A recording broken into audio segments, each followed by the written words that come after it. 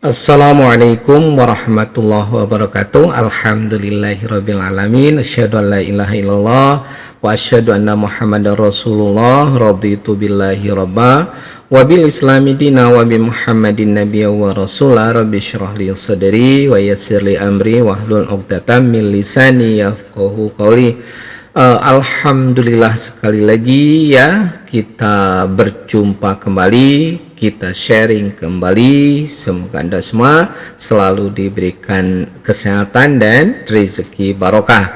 Dalam kesempatan ini kita akan membahas topik tentang pengelolaan air dalam produksi hijauan pakan ya, tentunya hijauan pakan ternak.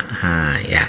Jadi pengelolaan air ini dalam produksi hijauan merupakan faktor yang penting tentunya ya, dalam memastikan bahwa nanti kualitas, kuantitas hijauan yang dihasilkan. Nah, ada beberapa aspek kunci dalam pengelolaan air yang efektif dalam produksi hijauan. Yang pertama ini ya, irigasi yang terjadwal. Jadi sistem irigasi yang terjadwal dapat membantu tanaman hijauan yang untuk mendapatkan air secara konsisten. Jadi frekuensi dan volume air yang diberikan itu perlu disesuaikan dengan kebutuhan tanaman dan kondisi iklim di setempat. Nah, pada musim kemarau misalnya, penggunaan irigasi tetes ataupun sprinkle ini sangat disarankan untuk mengurangi penguapan dan memastikan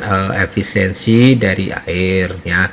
Yang kedua, pemilihan jenis tanaman ataupun hijauan. Jadi memilih jenis hijauan yang sesuai dengan kondisi ketersediaan air itu sangat penting ya.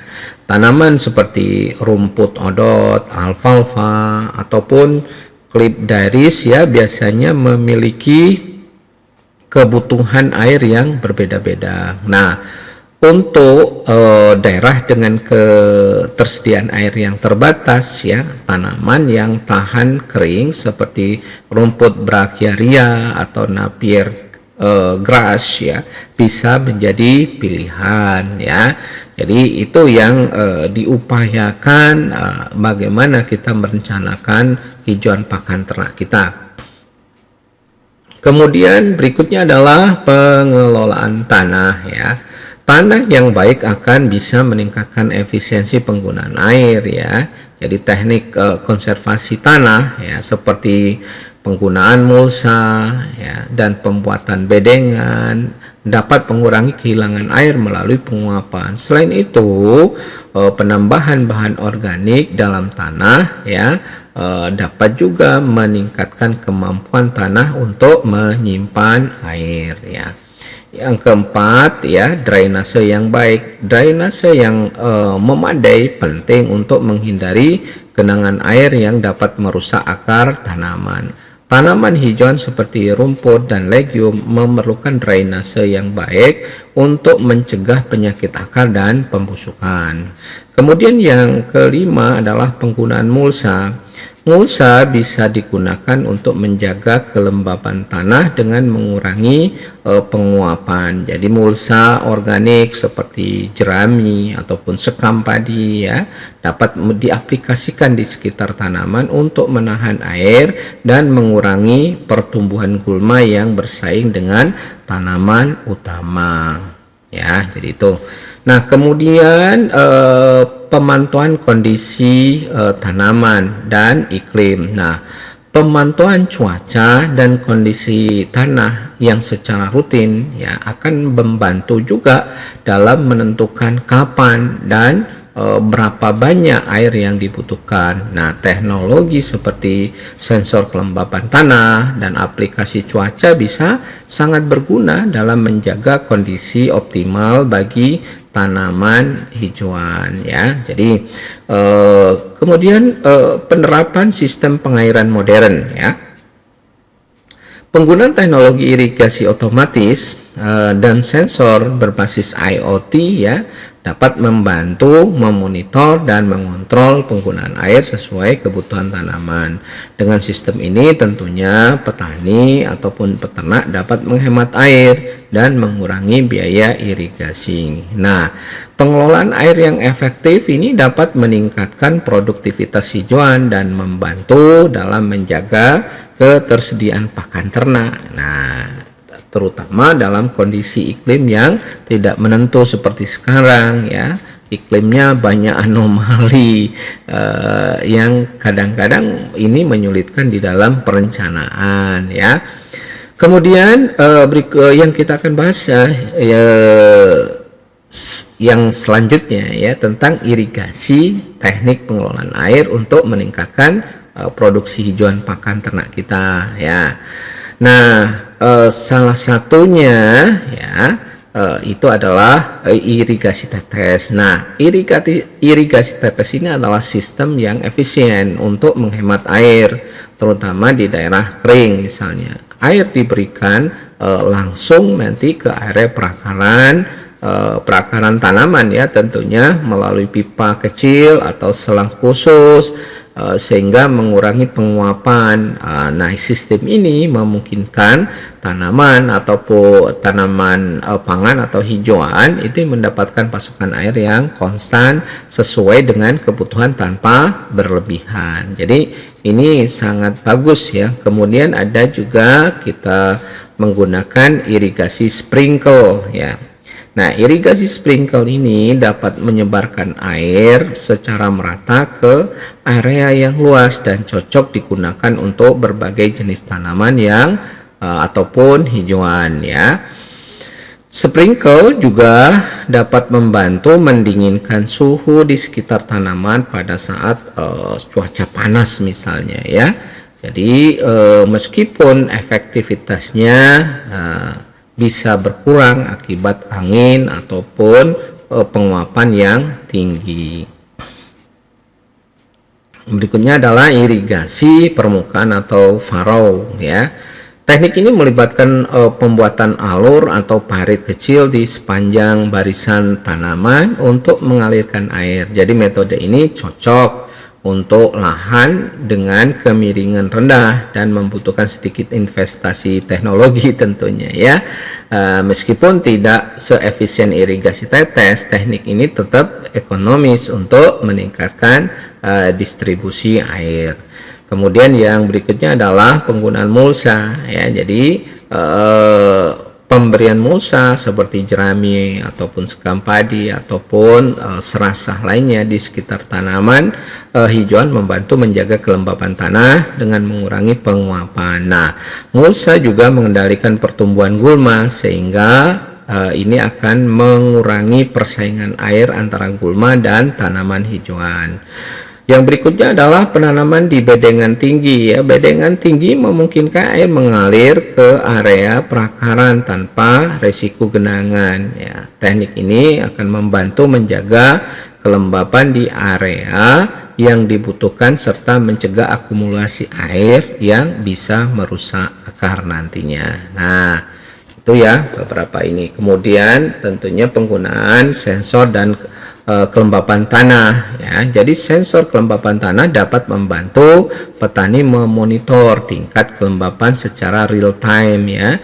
Dengan alat ini petani dapat mengetahui ya, kapan tanaman membutuhkan air sehingga pengairan ini dapat dilakukan dengan cara tidak hanya ya saat dibutuhkan untuk menghindari pemborosan air ya.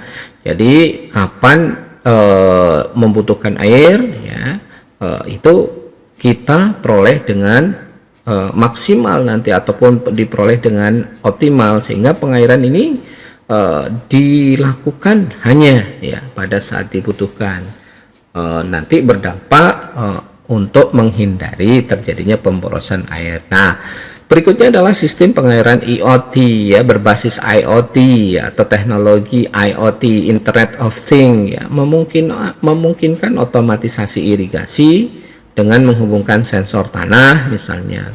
cuaca, dan sistem irigasi. Nah, sistem ini dapat mengatur pemberian air berdasarkan data aktual di lapangan sehingga lebih efisien dan hemat biaya dalam jangka panjang. Ini adalah ke depan itu harus kita lakukan seperti itu.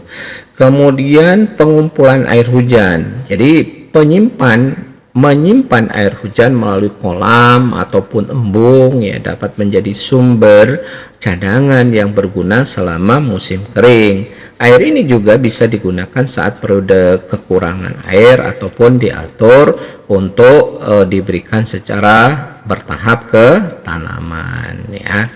Nah, berikutnya adalah pengaturan waktu irigasi yang tepat. Jadi menyiram tanaman ya pada pagi atau sore hari mengurangi penguapan air karena suhu udara lebih rendah. Nah, strategi ini dapat menghemat jumlah air yang dibutuhkan terutama pada saat musim panas ya. Berikutnya adalah drainase dan pengelolaan tanah. Jadi mengatur drainase agar air tidak menggenang dan meningkatkan retensi air pada tanah yang berpasir ya atau tanah dengan daya serap rendah ya. Jadi pengelolaan drainase yang baik tentunya akan membantu menghindari kerusakan air akibat genangan yang dapat merusak akar tanaman ya. Jadi penerapan berbagai teknik ini dapat membantu menjaga ketersediaan air pada tanaman hijauan pakan ya dan juga sekaligus meningkatkan produktivitas dan produksi sehingga ya bisa menekan atau mengurangi biaya serta resiko kehilangan hasil akibat kekeringan. Nah, pengelolaan air yang efektif juga memberikan kontribusi pada keberlanjutan produksi hijauan terutama dalam menghadapi tantangan perubahan iklim yang sering terjadi. Nah, berikutnya adalah kita akan kupas juga konservasi dan pengelolaan air dalam sistem produksi hijauan pakan ternak. Nah, konservasi dan pengelolaan air dalam sistem produksi hijauan untuk pakan ternak ini menjadi penting terutama di wilayah yang rawan kekeringan ya, karena ternak kan butuh makan terus ya. Tetap tidak bisa disuruh puasa ternaknya ya. Ini menjadi penting ya, terutama di wilayah rawan kekeringan tadi. Nah, berikut ini beberapa teknik ya yang bisa dilakukan untuk mengelola air secara efisien. Yang pertama kita lakukan konservasi air tanah.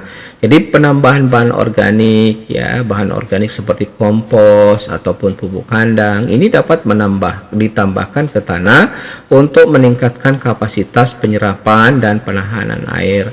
Tanah yang kaya bahan organik ini dapat menyimpan lebih banyak air dan menyediakan kelembapan yang konsisten bagi tanaman hijauan. Kemudian penggunaan mulsa ya. Mulsa organik ataupun anorganik ditempatkan di permukaan tanah untuk mengurangi penguapan. Mulsa ini akan membantu menjaga suhu tanah tetap sejuk ya, meningkatkan kelembapan dan mengurangi pertumbuhan gulma ya. Kemudian pemanenan air hujan atau rainwater harvesting ya. Jadi kolam ataupun embung dapat dibangun ya untuk menampung air hujan ya selama musim hujan. Air yang tertampung bisa digunakan untuk irigasi pada musim kemarau sekaligus untuk mengurangi ketergantungan pada sumber air di bawah tanah tentunya ya. Kemudian penggunaan terasering ya. Di lahan miring, terasering membantu mengurangi aliran permukaan dan memungkinkan air meresap ke dalam tanah. Nah, teknik ini bisa meningkatkan kelembapan tanah pada lahan hijauan. Kemudian irigasi efisien dan hemat air. Misalnya kita menggunakan irigasi tetes ya.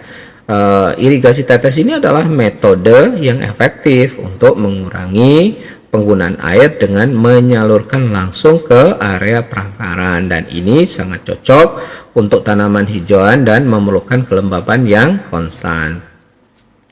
Kemudian irigasi berbasis sensor, jadi menggunakan sensor kelembapan tanah ya untuk memonitor kebutuhan air tanaman. Data dari sensor membantu menentukan kapan dan berapa banyak air yang harus diberikan sehingga irigasi dapat dilakukan secara tepat waktu dan efisien ya.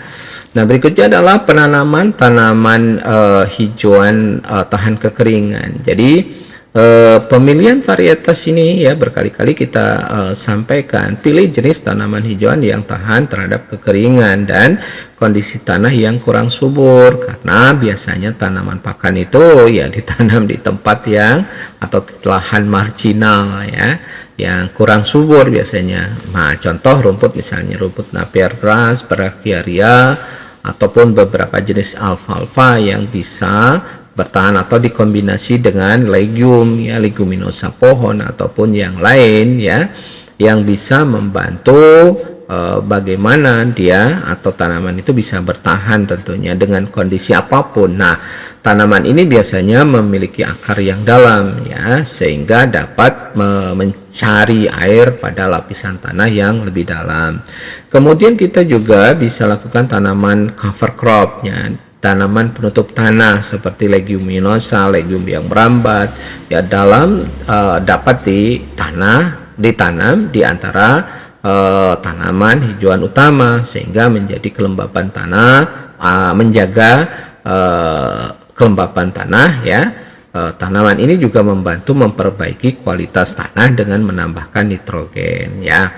Kemudian yang kelima, pengelolaan tanah yang baik, misalnya pengelolaan tanah minimal tillage ya. Nah, teknologi ini mengurangi penguapan dan mempertahankan struktur tanah yang lebih baik ya dengan meminimalkan pengolahan tanah, kelembapan yang lebih terjaga dan lapisan tanah atas yang subur tetapi ya berada di tempatnya. Kemudian penanaman guludan dan bedengan ya pada guludan dan bedengan. Nah, teknik guludan ini akan membantu mencegah genangan air ya pada tanaman hijauan dan menjaga area perakaran tetap dalam kondisi yang optimal. Bedengan juga mengalirkan air berlebih agar tidak menggenang di sekitar tanaman ya. Kemudian yang keenam ya, rotasi tanaman dan pola tanaman campuran. Jadi rotasi tanaman mengganti jenis tanaman di lahan hijauan dapat meningkatkan kesuburan tanah dan mengurangi penggunaan air. Misalnya ya, menanam tanaman yang tidak membutuhkan banyak air setelah tanaman hijauan yang membutuhkan banyak air dapat mengembalikan nantinya keseimbangan kelembapan tanah ya. Kemudian pola tanam campuran atau mix cropping dengan menanam berbagai jenis tanaman dalam satu lahan misalnya. Nah, tanah ini akan cenderung lebih sehat dan kapasitas penyerapan air meningkat. Nah, pola tanam campuran juga bisa menciptakan lapisan penutup alami yang membantu mengurangi penguapan ya. Jadi pengelolaan drainase, sistem drainase yang baik memastikan air tidak mengenang yang dapat merusak akar tanaman. Drainase yang teratur juga membantu menjaga kelembapan tanah pada tingkat optimal tanpa mengganggu pertumbuhan tanaman itu sendiri. Nah, kemudian berikutnya adalah teknik pengairan berbasis teknologi atau smart irrigation ya. Jadi irigasi berbasis IoT ini, teknologi IoT, Internet of Things ini ya, memungkinkan irigasi otomatis dengan memanfaatkan sensor kelembapan, suhu dan kelembapan lingkungan. Sistem ini dapat dikendalikan melalui aplikasi sehingga petani dapat mengatur pengairan dengan lebih efisien ya sesuai dengan kebutuhan tanaman. Jadi penggunaan drone misalnya dan satelit ya. Drone dapat digunakan untuk membantu kondisi lahan hijauan dan juga mendeteksi area yang kekurangan air serta memberikan rekomendasi irigasi berdasarkan kondisi nyata di lapangan ya. Kemudian yang kesembilan ya, penyimpanan air tanah atau penyimpanan air bawah tanah aquifer recharge ya. Jadi sumur resapan. Jadi sumur resapan membantu memasukkan air ke dalam tanah untuk mengisi kembali air tanah yang bisa digunakan selama musim kering. Nah, teknik ini sangat efektif di wilayah yang memiliki curah hujan cukup tetapi kekurangan sumber air permukaan pada musim panas. Nah, implementasi teknik konservasi dan pengelolaan air ini akan membantu juga meningkatkan efisiensi penggunaan air dalam produksi hijauan. Jadi menjaga kualitas hijauan serta mendukung ketahanan pangan untuk pakan ternak. Mungkin demikian yang bisa disampaikan ya. Terima kasih, tetap selalu berpikir positif ya. Nasrun minallah fatun qarib. Wassalamualaikum warahmatullahi wabarakatuh.